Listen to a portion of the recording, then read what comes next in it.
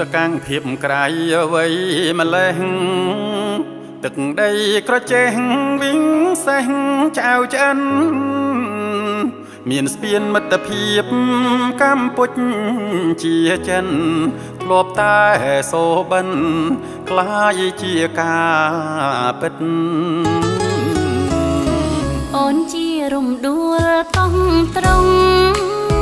ល្បីណាស់ក្រូចថ្លុងរស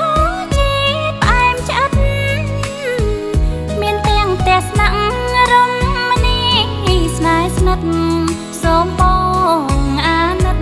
រំដួលក្រចេះទៅវត្តវិហារបុរាណរកកណ្ដាលតានត្រង់ក្មើងសល់ខ្លះក្នុងសពកាលីរមណីយដ្ឋានមួយនេះសក្ការៈបូជាព្រះទាំងទាញខ្លាំង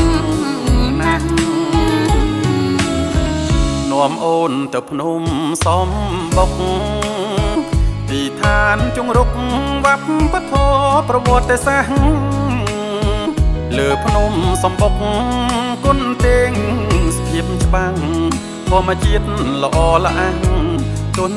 លេមេគង់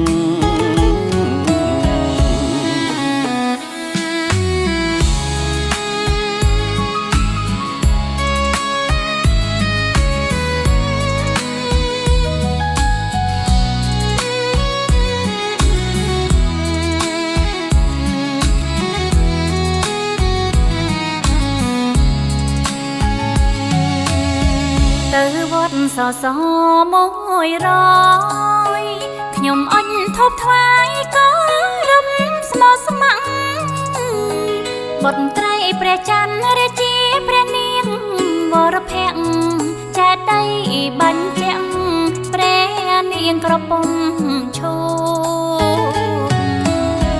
ក្រចេញដួងចិត្តទេសចរទីសានល្អល្អទេសចរទៅមកឆ្លេកសាច់សស100ជួយចិត្តនឹកភ្នំស្អាតដូចគុនលំទន្លេបញ្ចបុក